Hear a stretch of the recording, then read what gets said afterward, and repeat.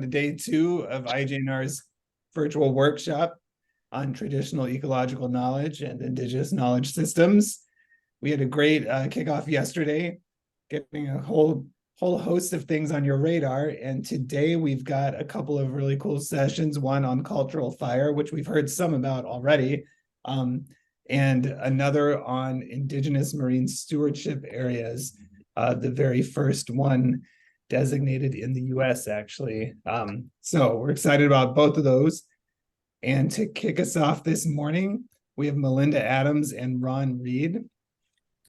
So Melinda and Ron, thank you very much for being here with us this morning. It's good to see both of you. And I will introduce you and then I will stop talking.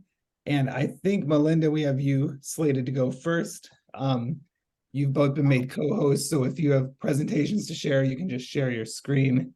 And without further ado, I'll introduce you. So Melinda belongs to the San Carlos Apache tribe. She's a cultural fire burner and learner and is a recent PhD graduate from UC Davis. She's also the Langston Hughes Assistant Professor in Indigenous Studies in the Department of Geography and Atmospheric Science at the University of Kansas. Her doctoral research focused on the revitalization of cultural fire with California Indian tribes at the intersection of ecology and environmental science, environmental policy, and Native American studies methodology. She currently examines plant and soil biochemical responses to cultural burning, including carbon storage, nutrient cycling, and water holding capacity. And all of her work is rooted in the traditional ecological knowledge and cultural stories of her indigenous cultural fire practitioner partners. So Melinda, thanks for being with us. Ron Reed is a Karuk ceremonial leader, dip net fisherman, and cultural biologist for the Karuk tribe of California, where he develops plans for ecocultural revitalization, leads youth cultural education camps, and fosters collaborative research at the nexus of traditional ecological knowledge and Western science. Ron plays a critical role in increasing public awareness about the impacts of colonization on the spiritual and physical health of his people and on the ecological integrity of the Karuk ancestral lands. He's a co-founder of the Karuk UC Berkeley Collaborative, which builds connections between tribal members and the UC Berkeley community to enhance ecocultural revitalization of the people and landscapes within Karuk ancestral lands and territories, and is also working with UC Berkeley, nearby tribes, and the U.S. Department of Agriculture on the Klamath Basin Tribal Food Security Project. So that is who we have lined up for you. Ron and Melinda will have you both speak and we'll hold questions until you've both finished. And then we will turn it over to the journalists to ask you all sorts of things. Great. Thank you so much for the introduction. I wasn't quite sure on two things. Maybe you can help me out. How long it would be ideal for me to go for? I guess that's the first question. Yeah. Oh, I think you're still on mute. Oop. We generally aim for 10 to 15 minutes of remarks from the speakers, and then we spend most of the time having all these fine folks pester you with questions. Perfect, thank you. So Dagote, Melinda Adams, Honchle, hello, my name is Melinda. I belong to the San Carlos Apache tribe, and yeah, I just graduated from UC Davis, where a lot of the work that I've done was in partnership with tribal nations throughout what is now known as California, more so in the Delta Sacramento region and the foothills of the Yosemite with the North Fork Mono folks. So I came to the work as a trained ecologist. I'm an indigenous person and I have training in plant and soil sciences. So that's been interesting to me. And I've come with a prescribed burn learning. But when I got to California, probably 6 years ago, that's when I've started to work closely with cultural fire practitioners in picking up fire. Reclaiming it is kind of what I've heard it be termed.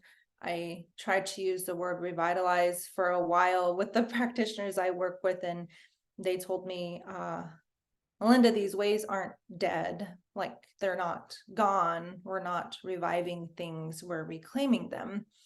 So then when I came to work and wanted to burn I first had to learn lessons of colonization and displacement, especially in California, where I'm sure my co-presenter Ron Reed will share with us how that interweaves into the work that they do as well. So I think that was a particularly important lesson for me, like as a Native person, and recognizing why it's so hard to exist and why it's so hard to find that balance, which oftentimes requires those two pieces of our identities, Indigenous and science, to be separate, as I'm sure you've heard a little bit throughout the day.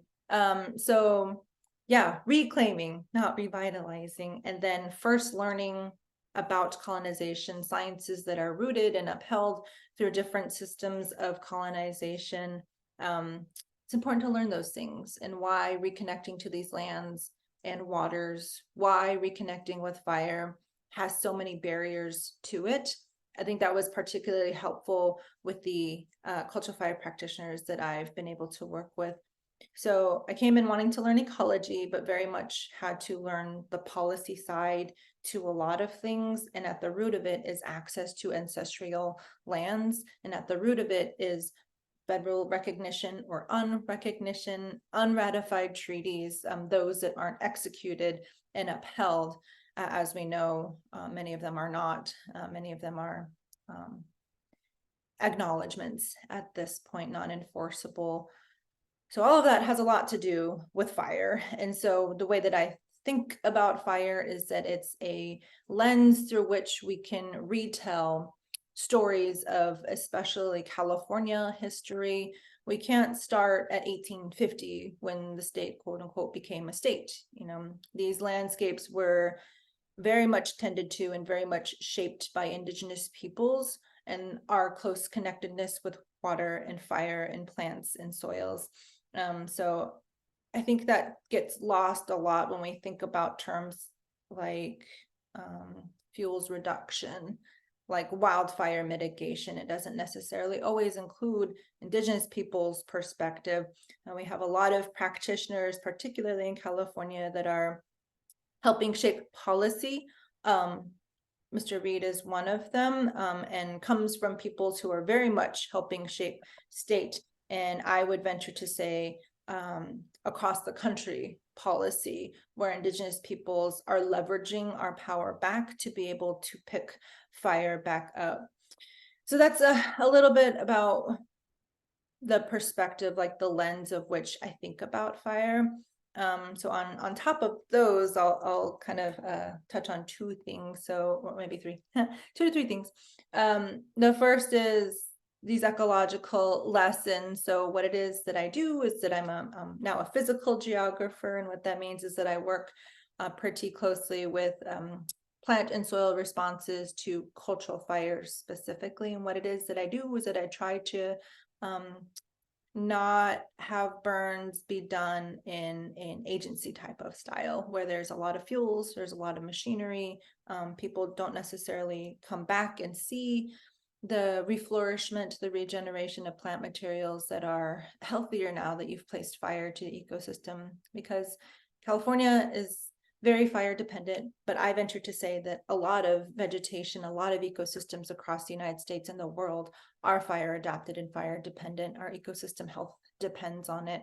And a lot of our cultures as Indigenous peoples have lessons of fire stewardship, have stories of our close connectedness with fire that we have passed on for many generations now. So it's an interesting balance, the cultural part of cultural fire and the ecological responses to cultural fire. So what it is that I do is that I try to look at placing good fire with Native peoples leading, with Indigenous goals that are the primary reason for why we burn. And a lot of that could be ecosystem health. A lot of that could be we were wanting to return pieces of materials that we use in our culture for ceremony, for medicine, for cultural activities. So that should, and it is, the primary goal of the research that it is that I try to make space for, now that I have acquired these lessons and now have the honor of being a professor and leading Indigenous students and non-Indigenous students on the importance of fire, period, but the cultural lessons that must be shared first and foremost before we place fire, before we learn about fire ecology, before we learn about fuels reduction. We have to learn with Indigenous histories at the forefront, because only then can we understand what the landscape used to look like when there was intentional, careful fire stewarded at all parts of the year. Right now in California, for the long time, we've been limited to just the winter seasons because that's when we're able to acquire air permits or burn permits. But our peoples, even my peoples where I come from, we burned all year round, and we organized ourselves around an ancestral calendar. Like we followed the seasons. We followed when food plants presented themselves, when the animals would migrate back and forth. So we are very much off our ancestral calendars due to policies that are rooted in colonialism. So we're reclaiming those. I'll get to a story a little bit later about how some of the new legislation in California, the Assembly bills and Senate bills, have allowed us to now burn in the fall seasons, where I've held the title of a burn boss for a couple of demonstrations now. So we're slowly and very intricately undoing a lot of what colonialism has done, including taking fire away from Indigenous peoples. That's the first thing I wanted to share. The second thing is, fire removal was removal of Indigenous peoples from lands. And I've heard it be called, different iterations of removal. So first you removed us from our homelands, then you removed stewardship practices, then you took our children, which removed our families away from us. And now due to climate change, you're removing us from our homelands again, like we're climate refugees. So we are adaptable people as Indigenous peoples and have worked with the land and had close relationships with more than human relatives since the beginning of time. So when it comes to climate mitigation, change, adaptation, we have a lot to say as Indigenous peoples, as one of the most adaptable peoples and communities that you'll ever encounter, because we've made it through these different waves of colonization and removal. A lot of that needs to be healed. So what it is that I talk about and what I work with, I was a part of a cultural fire class at UC Davis with Native and non-Native students, with traditional, non-traditional students, with elders and community members that joined us in our cultural burns and prepping the land. You see a lot of healing that happens when you give fire sticks back to Indigenous peoples, or when we take them back. I want to say when we take them back. We're never really given anything as Indigenous peoples. We have to fight for a lot of what we have and what we maintain and what we pass on. So in my experience, especially with younger peoples, younger than me, college age folks that are learning about their own tribal histories, whether they're California native or not, they're learning about colonization that Indigenous peoples have made it through for the first time. We don't necessarily see students that get that through their K-12 education. So I hear repeatedly, when I'm showing students how to burn or telling them about the waves of genocide that Indigenous peoples have encountered and continue to encounter, you just see this look of surprise. They're like, oh my gosh, I was never taught this. I thought that, in encounters with pioneers or, Westerners were friendly or we all died off because of disease. And so when I tell them, the histories of forced removal, of government sanctioned removal, of gendered violence, you see these look of surprise on their faces. And they're like, what does this have to do with fire? And I'm like, it has everything to do with fire. It's a glimpse into Indigenous people's lived reality and histories. So when they learn that and make space for it, whether they're Native or not, and then you introduce them to lands that hadn't seen fire in hundreds of years, where we're trying to place more for the betterment of all communities, not just Indigenous people's communities and our lifeways for all of us, all Californians. You see a lot of emotion, you see a lot of, oh my gosh, this is so much more than fire. Or if you're an Indigenous person that I've seen, like younger people in that reconnection, they're doing something, and I, that's a little bit older than college people, we're doing something, we are engaging in these practices that our peoples used to do hundreds of years ago, and that are fighting you know, to do those again, you know, to reclaim them and to gift them to our younger generation, to remove those fears of fire that are ingrained in a lot of people in the West who unfortunately have experienced large-scale wildfire. So I write a bit about healing, you know, healing those intergenerational traumas which are at the root of colonialism, you know, healing our connectedness to landscapes that haven't been able to be stewarded by Indigenous peoples since colonization, you know, not in the way that we used to, our ancestors used to. We're hearing languages spoken on lands, you know, that are familiar in places that those languages belong to. So it's not just younger people that are learning these languages probably for the first time, or learning them in the places that they belong to, Putman language, Mono language, you know, it's the elders that are out there with us that for so long their language was taken away or beaten out of them. So bringing them to a space where we can all work together, it also invites a lot of healing, cultural healing, you know, Indigenous healing, non-Indigenous healings that are for the first time or for maybe for the first time, reckoning with the effects of racism and colonization and removal of Indigenous peoples from landscapes. So I've written about, and I will continue to write about healing, even as a person that's like in the sciences. It's important to know that and to learn it and to use that as a way to bring people to landscapes and to start to care more about the places that we all live and hopefully care about. So the last thing, so I'll end that little part of it. I've heard it be called a cultural reunification, you know, trying to mitigate some of the cultural severance that occurred in taking away fire sticks, pitch sticks, you know, ways to carry fire forward. So we're healing that cultural severance, you know, from those effects of colonization and removal. The last thing that I wanted to share before I turn it over to Mr. Reed here is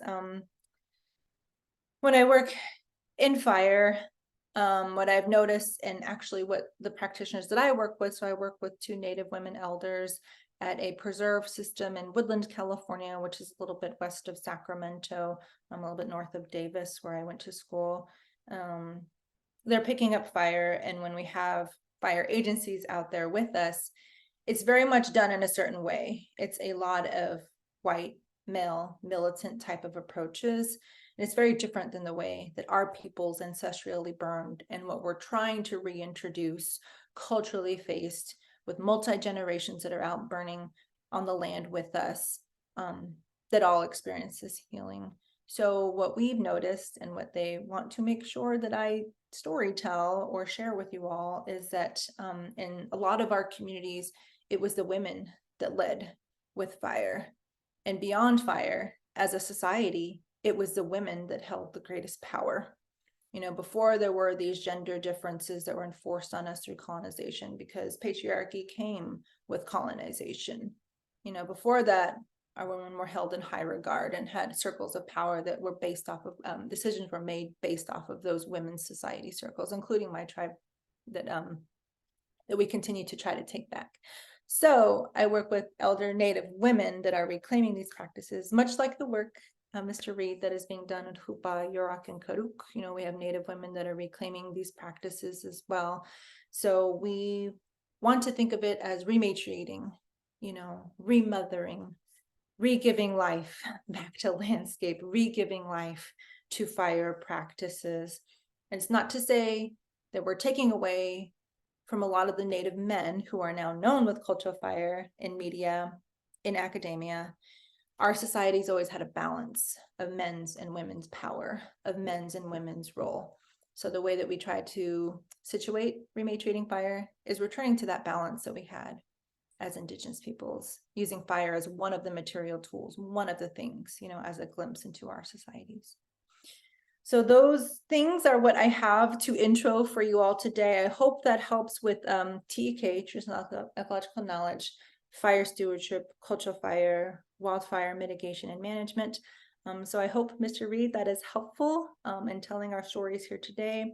And we would say a shant, thank you. Thank you for your time. I look forward to some questions. Thanks so much, Melinda. All right, Ron, we'll turn the the mic over to you. What amazing, it's amazing words, Melinda. So powerful. Throughout your whole talk, it just kind of like brings out the emotions of what I do and what needs to be done. So many things I'll try to get past my introduction before I start digging into any of those things, but so much what you said is so inspiring. The colleagues that I work with in academia are much like you, have a great deal of understanding about Indigenous lifestyle, but yet spiritually, to a certain extent, unconnected to that, to the origin. And that's why we work so well together, because there's such a balance that's needed to be able to acknowledge what Indigenous people have to offer, what we've been through, and how we're going to provide leadership for the future. Thank you so much. So powerful. And let me regain myself now for a second. Ayuki Hutkich Imkacha. Hello, how are you? My name's Ron Reed. I'm a Kuduk tribal member. I am a ceremonial leader, a world renewal ceremonial leader at INOM. It's been something that has been passed down to me by my grandfather, and we've been practicing this lifestyle since time immemorial.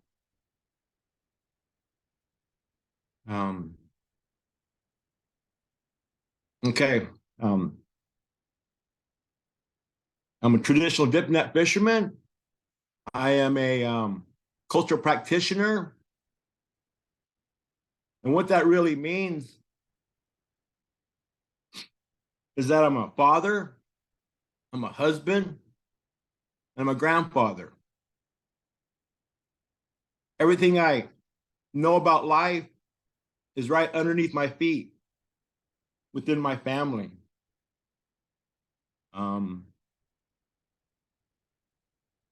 The Kuduk tribe wasn't contacted until 1850. We have the dubious distinction of being one of 18 tribes in California without a ratified treaty. They gave us 1.4, the federal government took 1.4 million acres of land for that ratified treaty that was never signed because of gold. Gold was in this area. All the three other federally recognized tribes, the Hupa, the Yurok, and the Klamath, all have reservations. They all have the ability to take care of their lifestyle, to take care of their relations, as what are now called natural resources. And so we are a true environmental justice tribe. We do not have a reservation. We don't have a land base, I should say. We do not have a federally recognized huntery, fishery, or gathery. And yet we're still connected spiritually to the past. Like I said, we haven't been in contact since 1850. Therefore, our ceremonial trails, our prayers, and our actions are still in place to a certain extent. So we're continuous.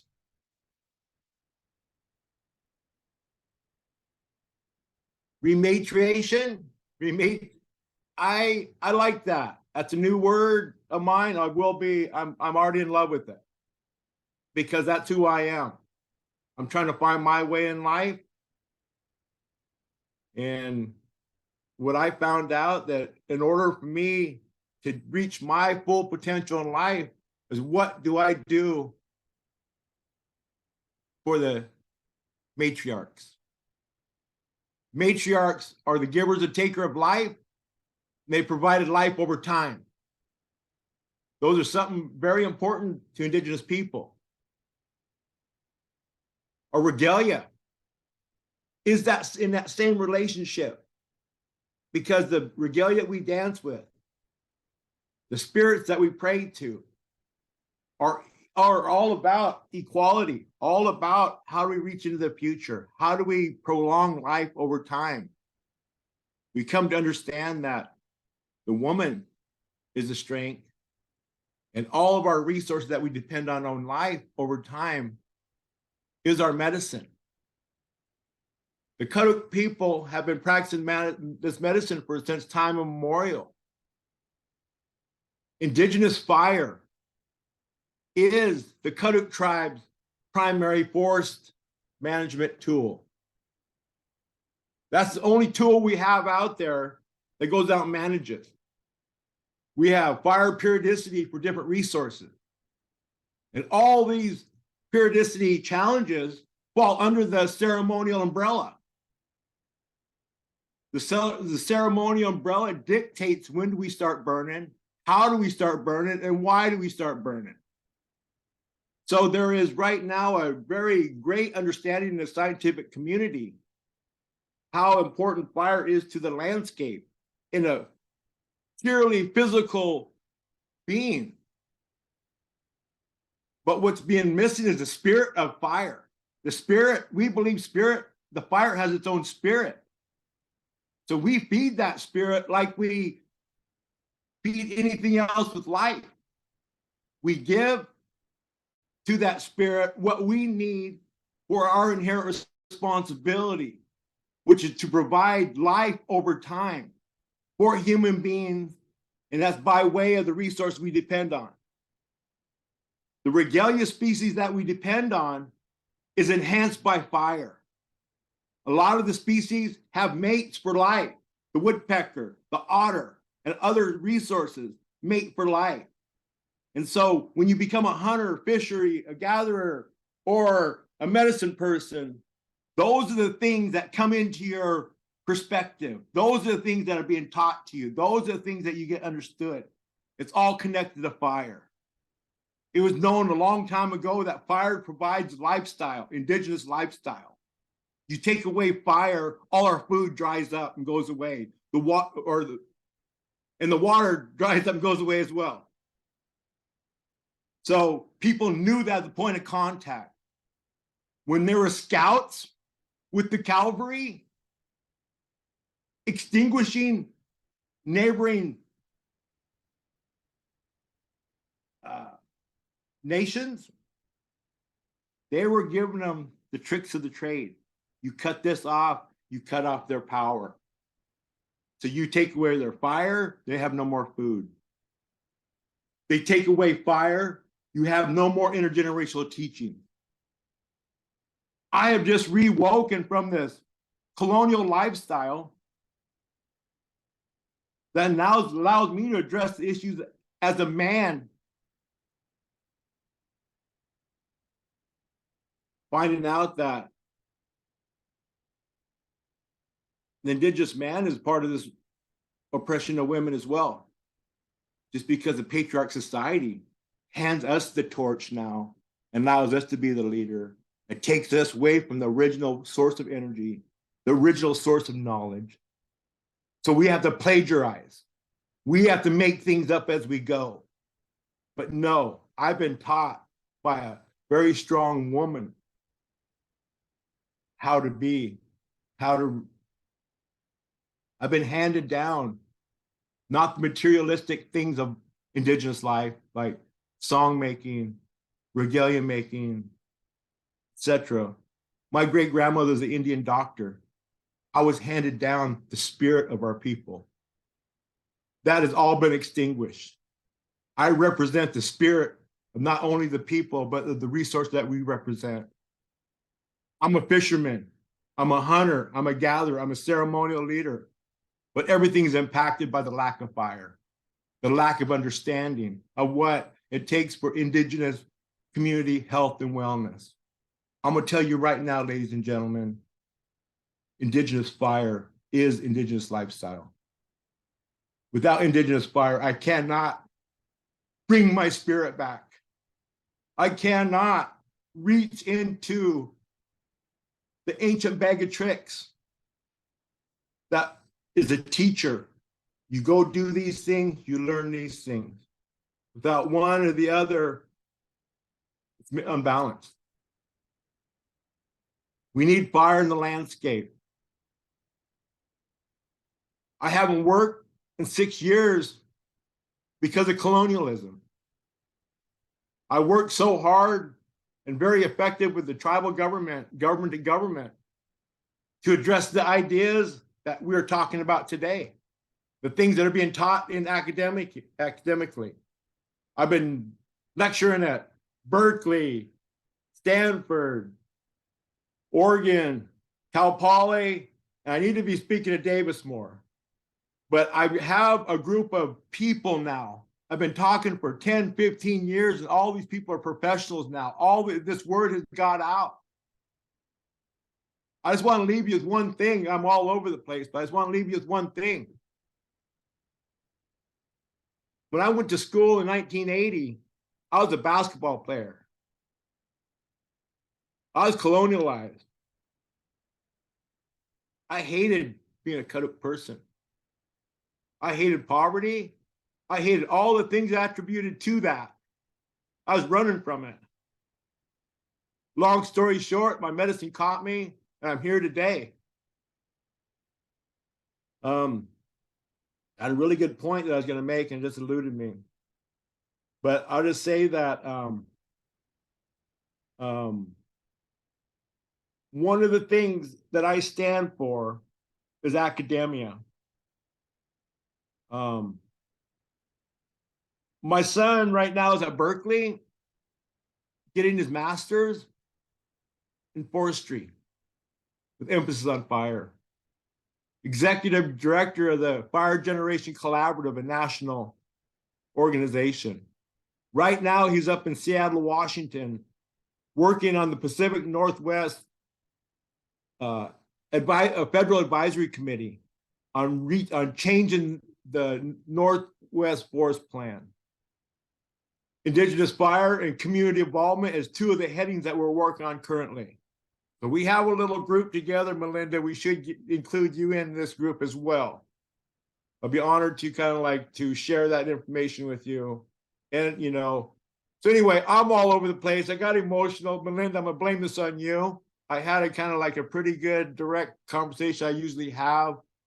But, that's who I am. I decided to go with it rather than fight it off. I just wanted to kind of go with it. We'll have plenty of time to, answer some questions. But I just want to tell you that, it's very emotional, traumatic. The lifestyle wasn't just like leftist. There was an American Holocaust, ladies and gentlemen. My grandfather went to Chemawa, Oregon, in the boarding school. My mother went to Sherman at Riverside down in California to a boarding school. That's 2 generations to me. From a near perfect lifestyle, I was handed a shattered existence.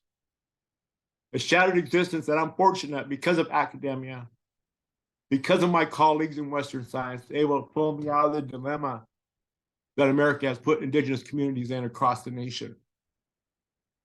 I've always told that my words, because of the family I come from, the blood that runs through my veins, my words have a place anywhere in this world. Because we are fix the world people. We're world renewal. I'm a ceremonial leader. I'm a medicine man. My sons are doing the same. But yet they had added emphasis of going to school. I won't go into what everybody's going to school for and everything like that, but they're being very active. We can talk about it later if you want, but I want to let you know that the health and wellness of our Indigenous community is not understood. Indigenous fire is our teacher, is our healer. If I can teach the next generation the use of fire, my spirit rises tenfold. All the things I've done up to in my career now has been connected to fire, because fire is our primary force management tool. Got a lot of things I'm working on right now. And one of the groups I'm working with right now, and I'll leave it at this, is it's Indigenous International Indigenous Fire Organization Conservation X Labs. And we're doing the Fire Grand Challenge rolling out. And I've already been recruiting at Berkeley, Stanford, and Oregon, and Cal Poly Humboldt. But UC Davis, another place where what does this Grand Challenge need to look like for marginalized communities? And that's a big question. That's a big comment right there. Maybe we can talk about it more, is about the marginalized communities, because that is so important about why we don't have Indigenous practices in the management landscape today. I'll leave it at that, and let's dig into it. Yotmo. Well, thanks so much, Ron, and thank you, Melinda. Yeah, and don't worry, you did great. You don't need to apologize for anything. That was awesome.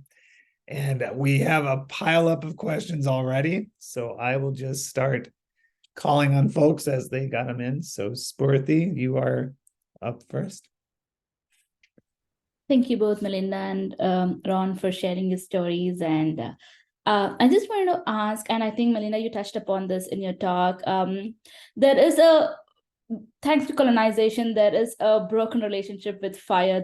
Fire is associated with a lot of, fright, and people are just afraid to have it in the backyards. And with that currently, I was wondering, how would you suggest we mend the relationship with fire that we have, especially in landscapes where fire has played a very important role in the past? So are there policy interventions? What should people do, and how should they go about it? I see Ron pointing. I will give some beginning steps, Ron, and I'm sure you have a wonderful answer to share as well. So thank you for that question. And so when I teach the class at UC Davis, and when I now am writing grants, trying to be one of those good folks that Mr. Reed works with in academia, and using whatever power and tools I have to get my peoples out on landscapes that don't always have that access. So when I'm teaching Native students, like the importance of land, first of all, and then water, and then fire, we have allies who play a very big role, because oftentimes, because of the underrepresentation that Mr. Reed shared earlier, we don't necessarily have as much power as as a counter to our allies. So what we try to do is teach them those lessons of colonization and why it is so hard for Native peoples to continue to fight for access to lands. Like that's the bottom. Like that's the starting point, is access to our lands. So I now teach near the tribal college where I went to school. It's one of the biggest, it is the biggest tribal college in the nation. What that is, it's where Native students go to school. It's specifically for Native students. And it started off as an industrial boarding school, one of the schools that removed our Native children from us during waves of colonization. So it's pretty symbolic. But then there's that history there that students and the community have to know, about Indigenous people's presence in this place that I am. So when we have allies out that are learning these things, who hold or could hold more power than us, that's why we use those talking points of colonization, large scale agriculture, what it has done to our soils, what it has done to the places that we live, large scale mining. Mining and farming removed our peoples from these lands, and now they're highly degraded. Now we can't grow the things that we want to grow on them. Now we have problems with overgrown species, invasive species, which turn into, as we saw in the example of Lahaina, they turn into fuel loads. So all of this starts with that removal. So if we have allies that are reckoning with their place in the spectrum of colonialism, we make it known, it would help a lot, or it would problem solve a lot, if Native peoples were given more access to lands, to steward the lands and waters in the way that we need to. And you're seeing results of that.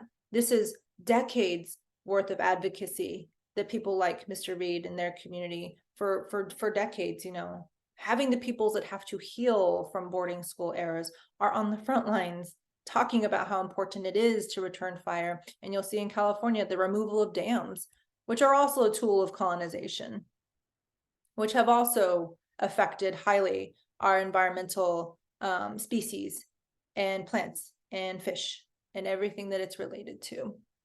So yeah, we have to talk about that before I can tell them what pieces of legislation or policy or how they should align politically to make real decisions and real change. But being out on the land, lending a hand, listening to these stories, that's a really good entry point, because a lot more people don't know about this history of colonization and what it has done, the way that we both shared. Not a lot of people know that. And I run into college age kids that are learning this for the first time. But they are also going to be the ones that go on as fire as a profession, or that have policymaking in their futures. And they also have access to different circles of those peoples that are going to influence that type of change. So inviting them out to the land, telling them these stories, and also hopefully shaping, where they're at with their professional circles, with their personal circles, hoping that message gets pushed forward. That's where we're at right now, and why we make it a point to invite allies and people that care about the environment. It's usually a safe bet that those are the folks that are willing to listen, to this side of colonization. So aligning ourselves logistically and politically, this is all the native elders, they're teaching me this. And it's based off of those decades of advocacy that they have done and the tools that they have found that works. So me, myself, as a younger person learning that and opening that space up and being mindful of those relationships with our allies, which are very important. The people that I align myself with my research, that could be great allies in making those policy decisions. That's kind of been the way that I try to push fire forward. Yeah, thank you.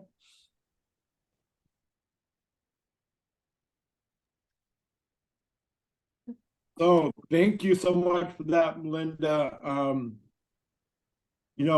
just jump right to it. I'm not gonna hold anything back this morning.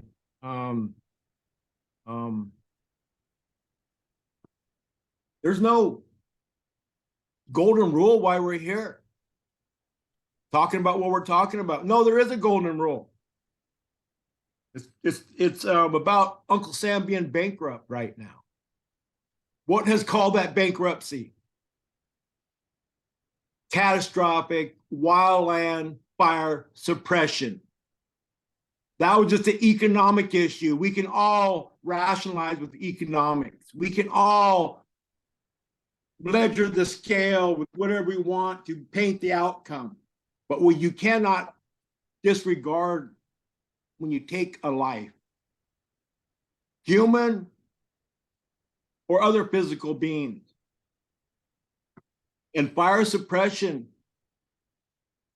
was an act of colonialism. And continually putting fire out is an act of that colonialism.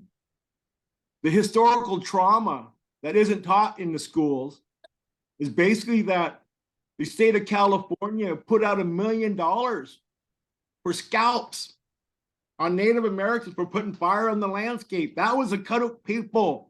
We were the only people at that time that had the autonomy to be putting this fire on the landscape to this level. We was chased around. My grandpa had to go around and burn these places that are still exist today as far as positive resource access points because of that continuous fire. And unfortunately, he wasn't tracked down. He didn't get caught. His scalp wasn't sold for $5 in 1900 for putting fire on the landscape. Okay. So Uncle Sam's broke now, and now we're trying to figure things out. And who works on fire? Who's been talking about fire? The Cut people. We have a national national prescribed fire pilot project in Cut country. It's called the WKRP, the Western Klamath Restoration Partnership. We're sharing all of our indigenous knowledge to kind of recreate the landscape, a point of contact. And yet people like me are on the outside looking in because of my indigenous belief being boxed out with colonial legacy. Burn boss, Do I have to become a doctor at UC Davis? Do I have to have the credentials in the Western Science platform to be able to go out and create an indigenous economic model for me and my people to get the marginalized communities that we're referring to when we're trying to get indigenous fire back in the landscape? We can't do it because our people, I'm one of a few that is able to kind of come and talk to you folks. Because of my children, because of my spiritual upbringing, that I am that leader. My children do not have a leader if I'm gone. So I have to come back out healthier and healthy or unhealthy. I need to play. And I need to push this ball forward. So we're still doing that. And really, that's because of all the advocacy. That's because not only the Kaduk tribe, but we still have people in the larger grant, the other 18 tribes in California that have the same problems we do.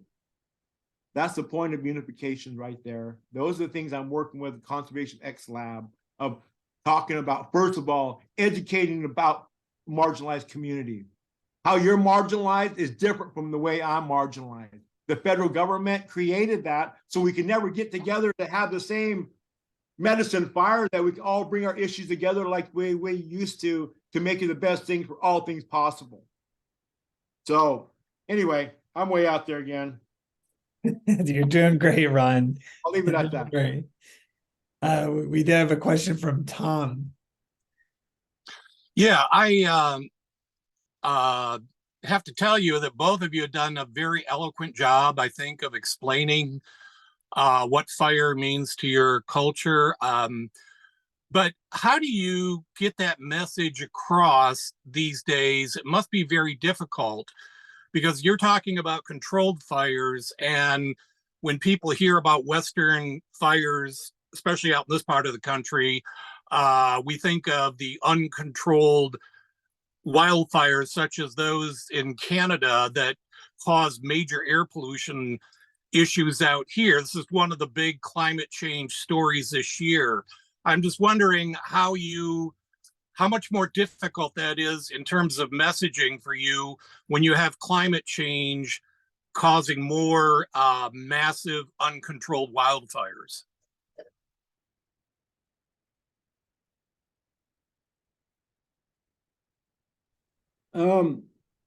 I would say,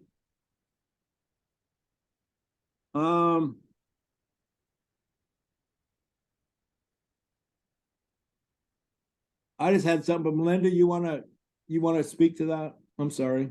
Yeah, sure. No, thank you. Yeah, take your time. So it's very hard to be in this space, to be in the fire world, be an advocate for fire. On top of being an Indigenous people, trying to teach people, along with people like Mr. Reed, a different way, not so much agency type of fire. So I will tell you, if we haven't learned that in this space today, or in your journalism experience so far, with agency, the agency that's in charge, quote unquote, in charge of fire for the state of California, they're trained in and have funding for fire suppression. And a lot of these peoples, that's where their mentality is at, is how to put it out, how to stomp it out, how to save WUI, like landscapes, world wildlife urban interface. There's a point now that we've reached an influx of wildfire concern, of climate crises that extends beyond the state of California. Now we're seeing wildfires in Canada, in Europe. Those particulate matters have worked their way to the United States. Now, I spent some time on the East Coast this summer, and the orange hazy sky that I was so familiar with in California, I was staring right at it in July. So while that's disheartening to hear, and concern for people who have the privilege of being removed from frontline, of not experiencing climate change the way that we do as Indigenous peoples, because of where we're situated on our lands and where government agencies have forced us to move to. Now we're seeing people are their concerns about wildfire, whether they're in California on the West Coast or not. Now it's becoming a topic of discussion, right? We saw New Yorkers and people on the East Coast kind of freaking out about those wildfire occurrences this summer. So while that's disheartening, it opens a window for us to talk about fire and the different creative strategies that we have to mitigate the wildfire crises. So insert the state and the governor, who has now proclaimed federal dollars or state dollars to invest in fire placement, to invest in prescribed fire. So while that's helpful, that fear that you mentioned, Tom, that's so ingrained in people, a lot of people even now are afraid to pick up fire as a tool. I'll post a picture of me leading a cultural burn without PPE, without a helmet, without goggles, and I always get some people into my DMs or even on my picture, where's PPE? Like, where's your incident command? Where's your fire rig? And I'm like, well, let me share with you that my peoples, our peoples, Ron peoples have burned this way for thousands of years without a helmet, without fire boots. There's got to be a little bit of trust in this problem-solving wildfire, gigafire, megafire. There has to be, and one of the peoples that Ron worked with, Margot Robbins, she shared this powerful quote that a lot of us take and hold and use. We're going to see smoke in our future regardless, because of unmanaged lands, because of removal, because of colonization. We're going to see it. Fire is in our future. But we have a say in what kind of fire it is. The quote that she says is, what kind of smoke do you want to breathe? Do you want to breathe all of that wildfire, thousands of acres burned, and gas that could be interwoven with that, house materials, sites of disturbance? Or can we have prescribed and cultural burns, which scientifically tell us have lower emissions, lower amounts of particulate matter that's released? We have control of that now. So what I try to tell people in a gentle way is, we have a moment of control right now where we can start to push back and mitigate a lot of that fuel buildup if we place more fire, safe fire on the ground. Safe fire is cultural fire. People think we're running around burning out there. We have practices and protocols that have been handed down to us for generations with a changing climate, with the changes that the environment has seen and the environments that we have had to become accustomed to, acclimated with. So a lot of people might see this and not know all of the intricacies behind it, all of the things that guide us, the decisions that are made by burners, by community, by the people that are out there on the land with us, by CAL FIRE or the fire agencies that we partner with. All of this was done weeks, months, years ahead of the burn when we placed the first flame. And the media doesn't always get a chance to tell that story, or they don't always sit and listen to that part of the story. But yeah, so that's those wildfires, the smoke that's being emitted in different parts of the United States now is an opportunity to leverage that concern, to leverage that crisis, to get more fire. Unfortunately, that's what it takes, to get more fire onto the ground, and having Indigenous peoples' place in culture fire and lighting these burns. So I hope that's helpful. Yeah. Thank you so much. It jogged my memory. I guess I'll just jump to something real quick. It's Indigenous knowledge is place-based knowledge. It's community-based. So it's all specific to this area, to the Klamath, mid-Klamath watershed is where I come from. All my methodology applies strictly, but can overlap into other areas. Kaduk traditional ecological knowledge is what got the dams coming out of the Klamath River, of saying there was zero impact to the Kaduk people before from the project area. And that's over 1 million returning spawning fish came back to the Klamath River annually, and yet the Western science said there is no cultural impact to the Kaduk people. So that just kind of like really got us going. And now that's where we're at today. I can sit here and say that with the work of academia is the only way I'm here telling the story today. So the Indigenous economic model is what we're looking at here.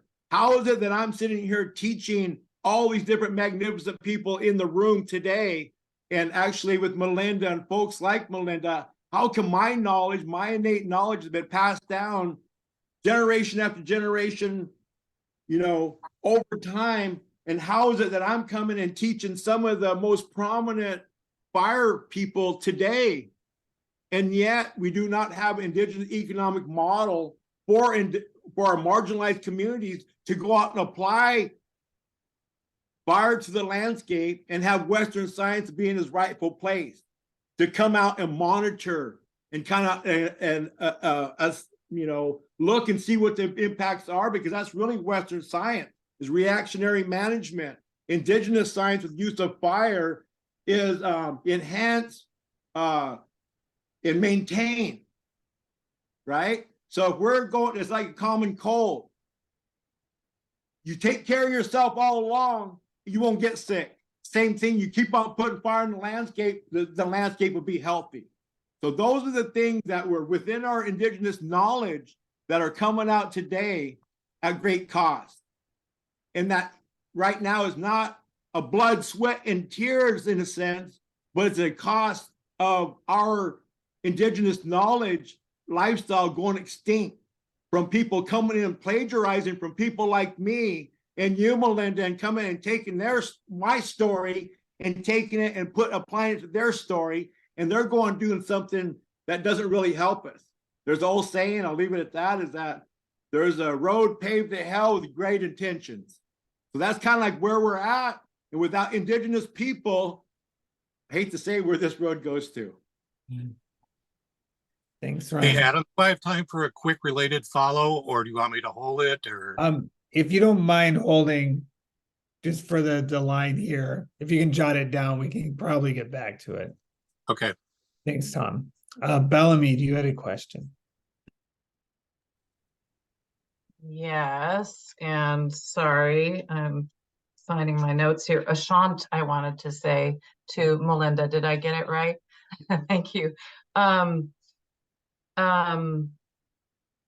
I also want to say to Ron, don't apologize for your emotions, please. It's really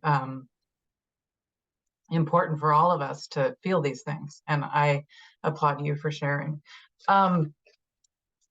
Melinda, I wanted to ask you about, and you kind of answered this already, but I wanted to ask you about smoke, because I think that's another one of those things that really makes the changing climate tangible for people who didn't believe it earlier, especially here in the Pacific Northwest, where we're accustomed to being able to go out in all seasons, and suddenly, you know, people who are in any way medically vulnerable can't.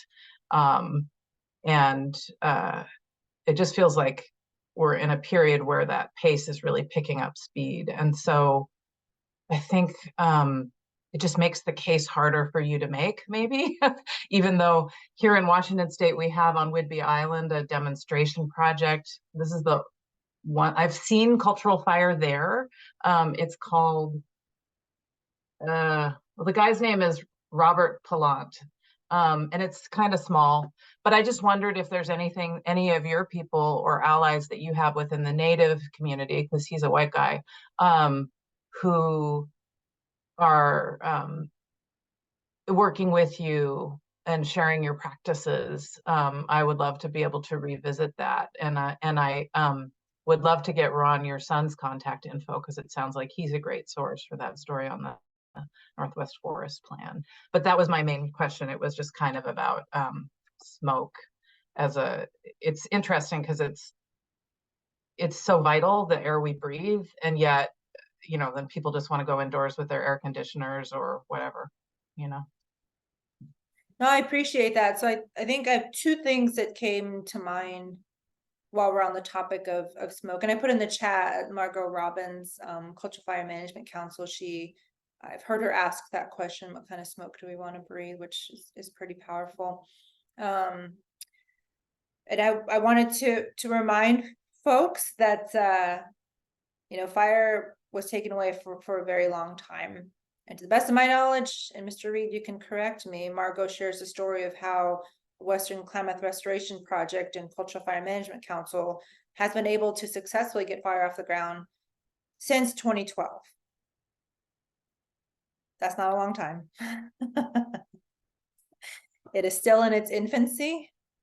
You know, I came into this 6 years ago, and I still face a lot of pushback when we're writing burn plans. We shouldn't have to have a burn plan, but we have to have a burn plan. We have to have that relationship with air quality, with NEPA, with environmental regulations. Like I said, logistically, all of that is planned before we can even burn. You know, and it wasn't always like that. We shouldn't need these permissions if we're burning on our own damn homelands. So with smoke, so just a reminder, this is, you know, one of the bigger tribes in California, which are the Hupa and the Karuk, with the biggest land mass. It's been since 2012. So the research that we're trying to point towards in how cultural fires are going to mitigate against wildfire, we're trying to touch base with atmospheric scientists. So right now I'm working with the UCAR, University Center for Atmospheric Research.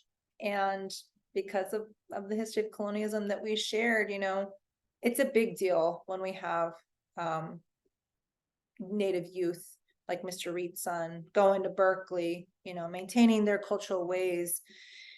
I share this quote, and it's not related to air, but I'm going to get to it in a second. You know, I earned my PhD this year, and I'm one out of 50,000 underrepresented people that receive their PhD. Only 100 are Native American.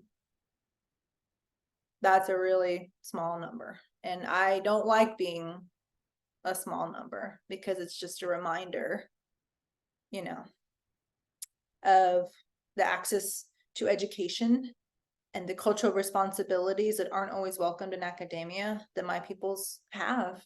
You know, it's a balance, and I applaud Mr. Reed for your son being at one of the best institutions in the world. So I say that because finding a Native atmospheric scientist, you know, that can understand the intricacies of culture and TEK and meaningfulness to tribes and the responsibility that you have as a researcher, you know, we have all of that on top of what we're already doing as a person in academia, trying to meet publication requirements, trying to go to conferences, trying to have partnerships, trying to work with tribes responsibly, you know, placing that on top of what we've had to do to get here. It's going to take a while, you know, it's going to take a little bit. For myself, like I can say I'm a fire scientist, you know, one of very few that's doing this in academia, forcing that space for my peoples who should be the first to learn with me, you know, and allies, of course, who I don't have to spend much time with on the why, you know, why are we doing this? Why do we need to do this? We can just jump to the how. How are we going to do this? How can we get it done? You know, that conserves my energy. It conserves my grief as a Native woman needing to do all of this and that. So searching for an atmospheric scientist, what I'm doing is working with UCAR, University Center for Atmospheric Research, but trying to do research during a cultural burn. You know, Mr. Reed said there's that spirituality component to it. And a lot of practitioners, we want to do it our way, which doesn't always include scientific instrumentation that has to be out there to validate why these burns are taking place in the first place. You know, I don't like that we have to do that. And I don't think we should ever have to validate our traditional ecological knowledge that sustained life ways. There are different waves of removal. Why do we have to keep validating ourselves, our sciences, our culture, you know? So it's a balance, you know? So what it is that I try to do is present the research that I have, which Adam shared for you all. So I look at soil property responses, so macronutrients, nitrogen, phosphorus, potassium, carbon is the one that tends to get a lot of people's attention. So I look at carbon storage for cultural fire specifically, and water holding capacity. You know, people think fire and water as separate, maybe not you people, but a lot of people do. So I do this science, and the way that I try to story tell it because it is situated in Western academia. I'm a physical geographer. I don't start a lecture without first sharing the things that I shared with you all today. You know, we have to start there. I can't just jump to my really cool graphs or significant p-values with my carbon storage and water storage. I have to start here. It's my responsibility as a Native person to start here. So get to smoke in a second. So this science that I have, you know, what I try to tell people is this is not Western science validating indigenous knowledges of cultural fire, prescribed fire, controlled fire. That's not the way that I'm framing it. I'm framing it as this is indigenous science that my practitioners have known and shared with me that don't need this graph to look at to tell you all of the good things that these cultural burns are doing. So this is Western science catching up with indigenous knowledges and indigenous science, in this case, indigenous soil science and carbon storage. So for the atmospheric part, yeah, trying to have equipment out there and capturing smoke, because people were nervous when I was taking my soil samples. Validation of Western knowledge. So the two key points that I wanted to make with that is, one, cultural fire is just now being returned to some of the largest tribes in the state and probably the nation since 2012. You know, we have to work on that relationship building. We have to work on that trust capacity before we can start to have scientific instrumentation out there that's telling people what we already know as Native peoples. So first and foremost. And then second, telling the story that our peoples know these sciences and have known them for so long that it doesn't sit well when we need, you know, to frame it as though it's Western science validating it. So if anything, that's not the message we're leaving here today. This science is not being validated by Western science. Instead, it's Western science that's catching up to what indigenous peoples and our sciences have known. So I know it's not an immediate answer, but I hope it adds some context to why, you know, it might take a little bit more time to have scientific instrumentation that's telling us these particulate matters, this atmospheric smoke that's being released with cultural fires are more beneficial for our futures and our health, especially of those that are health disadvantaged, than wildfire is and will continue to be. So yeah, I hope that's helpful. Mr. Reed, if you would like to add. Yeah, thank you so much. You touched on so much very good stuff. I guess what I'd really like to say that I look at it like Margot, respectful, very hard worker, very great work.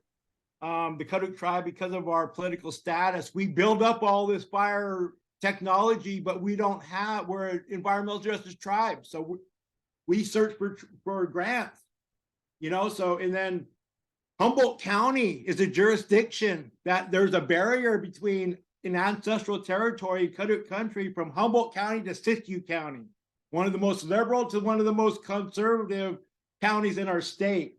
So that's very important. And one of the things I'd like to say, there's a tribal trust smoke and a public trust smoke. And what we catch it up here for is our tribal trust smoke, because public trust is fire suppression, right? They're putting fires out for the community. And so that goes on from July all the way until it rains, right? And then after that, we want to come in and put indigenous smoke on the landscape, but then everybody's already tired of public trust smoke. So now we catch up for trying to create our healthy environment, you know? So that's one of the biggest things. And in the county jurisdiction, there's a reason why there's a lot of things that don't happen, but when there's a river and it's cut in half by imaginary, boundaries, and you can't do work on the outside boundary. You look at Humboldt County, what's going on down with Robert, Margot, and everything like that. Then what is the Kaduk tribe trying to do in Siskiyou County? We can't get the traction yet. So the work I'm doing, the advocacy I am doing, has to be outside the tribal government to get the leverage that I need to promote tribal government and their eagerness to jump in with me to do this type of work. So very hard. Anyway, that's enough for that right now. If we got any more questions. Thanks, Ron. We do have many more questions. We'll see how many we can get to. Okay. Randy, though, you are up next. Thanks, Adam. Thank you for opening my eyes about a lot of things or realizations. I really appreciate that. I'm wondering about the effect of physical removal of people from lands they may have occupied for thousands of years to new places, and then with the new territories being with allotment and checkerboarding, et cetera. How has that affected the practice of cultural fire? You know, I want to just jump in there because my name is on 3 Indian allotments, public domain allotments, and yet we have to go jump through so many hoops to be able to live on that allotment, to go do anything on that allotment. Anything that has indigenous or tribal government management has a bureaucratic red tape that never can get finished in time to do your project. So that's very cumbersome in its own self. And yeah, go ahead, Melinda. Yeah, just the same thing. I think I started with the nuances of being from a federally recognized tribe or an unrecognized tribe. California has a largest populace of landless tribes. I don't like that term, but that's technically what the term is, and that there's bands and they might have some state recognition, but they don't have access to lands. So trying to tell like a person about the complicated histories of indigenous peoples, and then bringing up, you know, the federal status, trust lands is another emerging topic where you co-partner or co-manage how those lands are stewarded with a different entity. It could be a 501c3, it could be a government entity, but either way, you're never fully the sole decision maker of how those lands are stewarded. And then adding the 3 layers. So there's the county that you're in, that you must adhere to smoke plans or environmental regulations, especially with fire. And then there's state plans that you must adhere to. And then for indigenous peoples, there's tribal certifications or regulations that you must maneuver. So that 3-layered dynamic of what it takes to manage or steward, we try to use the word steward, or to steward land, it's extremely complicated. And you're placing this on people who already have a regular, like full-time day job, who have familiar and cultural responsibilities. And a lot of that falls on the shoulders of us who are trying to better our lands and our environments, who are trying to find our way back to cultural lessons and stewardship. It gets really complicated. That's why within law and policy, tribal law is its own separate entity tied to environmental regulations, and we don't have quite a lot of people that are specializing in that. Now, California is leading the way in the number of tribes and tribal members that have that speciality of tribal federal law, but it's extremely nuanced. And I venture to say that, you know, through colonization, it's purposefully complicated. It's that way on purpose to further remove us to be able to attain certifications, rights to lands. So right now, people always ask, how can I help? How can I help? Well, I don't start with fire. I start with supporting tribes in their federal recognition application. So there's a way you can do that. I just wrote a letter now that I can throw a PhD on something. I just wrote a letter for a tribe, one that I work with fire actually, in getting that federal recognition status, because that's one step closer to true sovereignty, to true adherent rights to take care of our land and our waters and our people. So that's one thing I can share, is going onto the federal registry and supporting the current applications for tribes to obtain their federal recognition status. All right, thanks, Melinda. A quick note you don't have to keep asking about contact info. At the conclusion of this workshop, you will get every speaker we've heard for 2 days' contact info. So you will know how to get hold of them, I promise.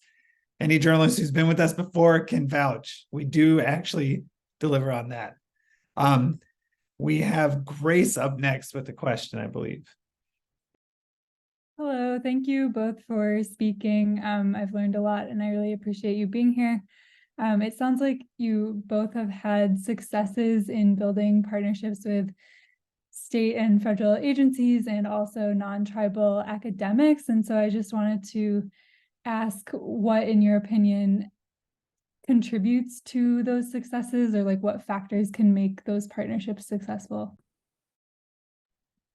I'm going to sit here and say it real quickly.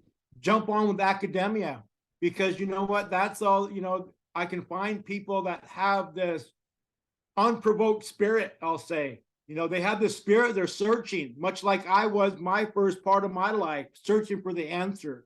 So I think that that's one of the biggest things, that we're trying to find. How come I'm having a terrible day? I keep on forgetting what I'm going to say. Anyway, Melinda, go ahead. I'm sorry, so sorry. No, you're okay. This is some powerful stuff, and even I'm needing a minute. Yeah, so no, I appreciate you, Ron, being here and sharing. He's right. Yeah, academia has been one way to move forward or to partner in a way that feels forward. That feels like it's moving the lessons that we want to share forward.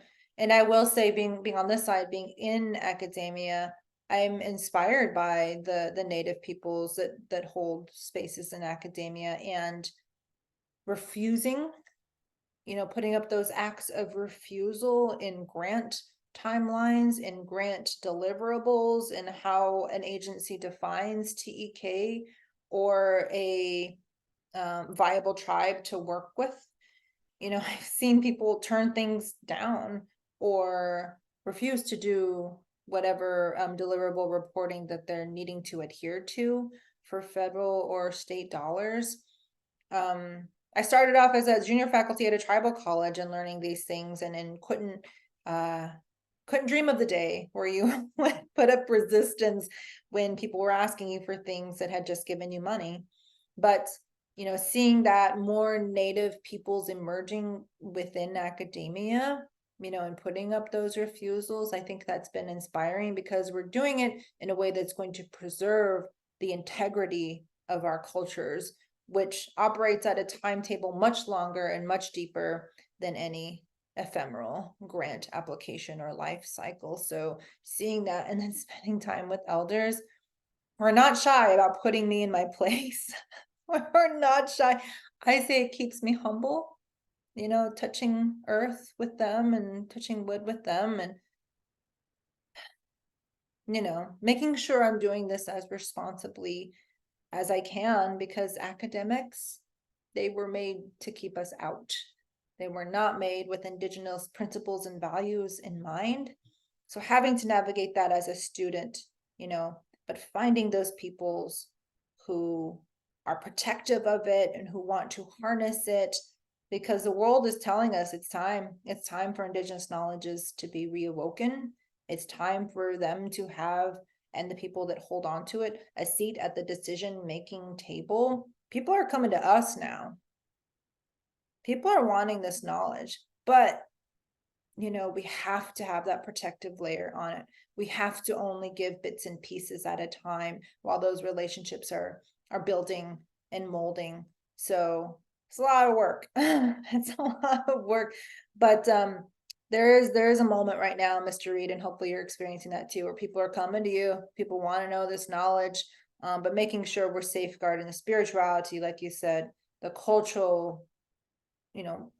Ron Good, who's one of my mentors, he tells me, he's like, you have to put the culture at the front. It has to be that way. Yeah, go ahead. Yeah, I would just say that, thank you so much, Ron Good, good friend of mine. Interdisciplinary awareness is really kind of like where I'm at my stage, because I know about fish, I know about plants, I know about intergenerational trauma, I know about how to pass this on, all within our ceremony.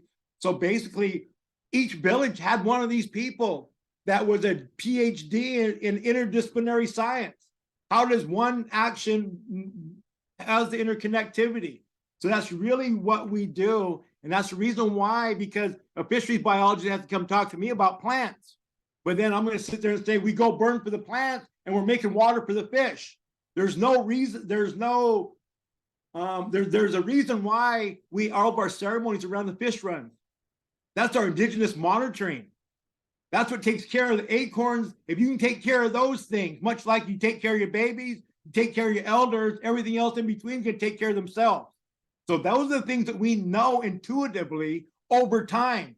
And where you go burn here, where you go burn there isn't because of A, B, and C. It's about, oh, we need to go burn that. It's overgrown. We need to go do this. And then you come in and have your periodicity fires. But there's so much to be learned in the Western science that there's not enough time. You guys' careers only last a certain amount of time. And then once patriarch society kind of like goes through your career, they put you on a shelf and they relearn it again. Matriarch, we step on one, step over the other. We keep on taking that knowledge till its end, which it never ends. So there you go. Thanks, Ron. All right, Anna Marie, you had a question. Hi, thank you both so much. I am a journalist in the Bay Area and I'm familiar with both your all's work. So I was so excited to see you both on as speakers. Melinda, I wanted to circle back to something you mentioned earlier and sounded like you wanted to talk a little bit more about, and that was these burns on the ancestral calendar and how California is starting to allow for that. I'm curious if you can elaborate a little bit more on those efforts. Sure. I'm going to try to keep my answers succinct now because I realize we're ticking down on time here. Yeah, so ancestrally, we burned all year round. Like I said, we followed the season. So we operate seasonally as Indigenous peoples. That's when our ceremonies are being done at certain times in the year. Fall is actually a very sacred time because that's our gathering time. And it would have been the time where we ended those burns, to see our foods pop up in the spring.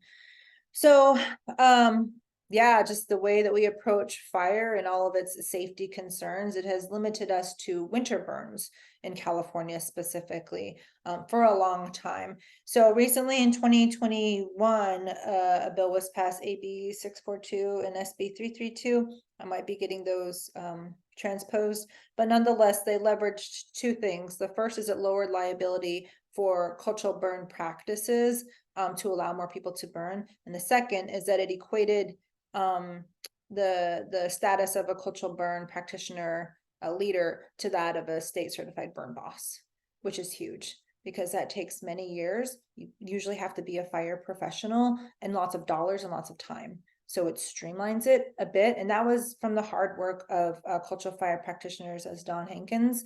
That's probably Margot Robbins, Elizabeth the Zeus, Karuk people advocating for this policy change. So that passed at the end of 21. In 22, we held a fall burn for the first time in the place that I've been burning for 6 years. And we held the status of burn boss, which, is cool for like government regulatory things, but as Indigenous peoples, having that right to burn these lands that we've been taking care of for the past 5 years and burning them in the fall.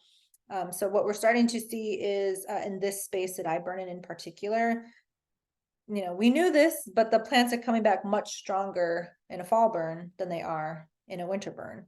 And so now we have plant materials to do the things that the practitioners that I work with want to do. So we just built our first Thule boat based off of those materials that we burned in the fall. So now I tell people that fire has been so absent in a lot of landscapes, including California and beyond, that we're needing to get baseline information on how grasses are responding, forbs are responding, trees, lots of different ecotones. We're just now getting a thumb on the pulse of how these ecosystems are responding to intentional fire.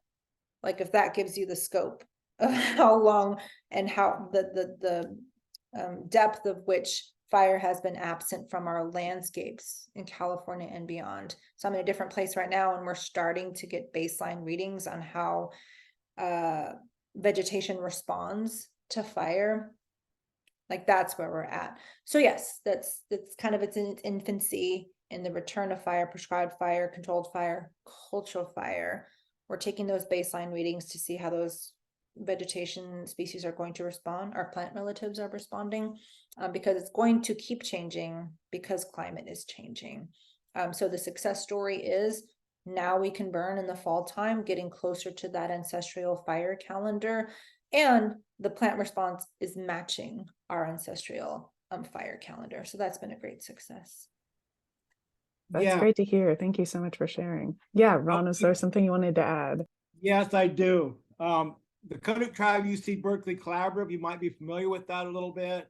And that was started in 2007 or way back quite a while ago, but we just had another meeting recently and we're reactivating that group again, because I think we did a lot of work with that collaborative. It was basically to quantify the Kodak management perspective. In order to do that, you have to, identify all your resources out that you want to manage for. So we've been able to do that in a food sovereignty grant, identifying traditional foods, management thereof, procurement. So we had a multi-million-dollar, multi-agency grant that took care of those issues. And so we're doing such a good job, it rolled right over from food security right into climate change. And so now we're at climate change, and now it kind of comes back to fire again. So we're kind of, it kind of keeps on reworking itself. And so the Kodak Tribe UC Berkeley Collaborative has been useful identifying. And now I'm moving to the next phase of my work is basically on the international indigenous fire scale and bringing Berkeley back into that to be able to kind of like say, okay, now we got this recognition, people are listening to us. Now how can we use academia? How can we use all the rubber stamps in the building to promote indigenous fire? I need to be in the landscape to work on it. And yet all these agreements are made on the front line, but how does that trickle down to the community? How many cultural practitioners do you know out there doing this at a meaningful scale? And so I guess I'm not one of them. I'm fighting to do that. Will Harling is a fire guru that has come approached me, that has really kind of like said, hey, all the things you need to do as your inherent responsibility, I want to promote an NGO to do those things. So that's kind of rolling out in the future. He was a guru that helped Margot Robbins, the WKRP, the Western Klamath Restoration Partnership, all the different things. He's moving on out to the Scott Valley up in the Upper Basin. So I want to roll him out with me to kind of like get to the issues in the first sentence, in the first paragraph, rather than having a whole document roll out and then us come in like has been historically to come in anecdotally, put our information in. So now we're getting better because we have academia on our side. Now my son can pull out that what Melinda's doing to kind of roll it out to complement what I'm doing here, to make us all do a better job of what? First, understanding, and then focal points of recovery. And I like that, Melinda, reclamation. We're reclaiming our culture that's never went away. All right. Thanks, Ron and Melinda, for spending your morning with us. We have time for one last question, and in order of them being asked, Luan, you are our final contestant. Thanks. I really appreciate all that you both have shared. Melinda mentioned something that I was intrigued by about the relationship between cultural fire and invasive species. And I know it seems like you all have been doing lots of research on how some of your traditional plants have been responding to cultural fire, but I'm really curious to hear about how invasive species respond and how some of that research or knowledge might be being applied in other situations beyond the areas where you work. Yeah, so very briefly, I'll give you the science nerdy explanation to that. So I come to cultural fire having done prescribed burns in the Midwest, and so people hack and squirt a lot is kind of the term, right? We try to get a quote unquote invasive species, overgrown species in that way. Not a whole lot of fire that's applied as one of the management techniques, but it's a combination of things. So what I did was biochar. It's burn material that's integrated back into soil profile, and we saw some positive native plant responses to that, because historically most of the time native species preferred carbon as opposed to nitrogen, so it's called carbon nitrogen ratio. But through invasive species introduced in different ways and a lot of spraying through agriculture and aggregate mining activity, those invasive species are nitrophilic. They love nitrogen, so they thrive on that and disturbance. So what I tried to do was apply the biochar as a carbon-rich project to shift that competitive interaction in favor of native plants. So I didn't see, and it was only like a 2-year study, and I need to continue with it. But we saw the plants responding well, but not enough to outcompete invasive species. So that's my takeaway from biochar. My mentality in it as a framework is to apply it to cultural fire, right? Same burning material, same going to do good things for the soil, going to do good things with native plant responses. So what I'm seeing, it kind of mirrors those responses. So we're seeing that native species are growing taller, more dense, better quality, but because things break down in the soil slowly, we're going to need to capture year 2 data, 3, 5, 10 to see if in fact that cultural fire carbon storage is going to build advantages for the native species and hopefully mitigate some of the invasive species. We see it visually, Ron, I know you see it too. When we burn, it keeps the invasive species in check. It lets the native species thrive. So anecdotally and visually, and what my elders have seen and they're telling me, that's the story. But scientifically, again, it's catching up, right? So now I'm taking data to catch up to what our peoples have known. I hope that's helpful with invasive species, carbon and nitrogen. Yeah, I don't have much to say on that except for, is acknowledging the problem. I think, before indigenous fire, before this new realm we're in right now with fire, we didn't have an idea what invasive species were doing to our resources out in the landscape, because we're kind of like disallowed to be out there harvesting or burning or anything, so we don't know.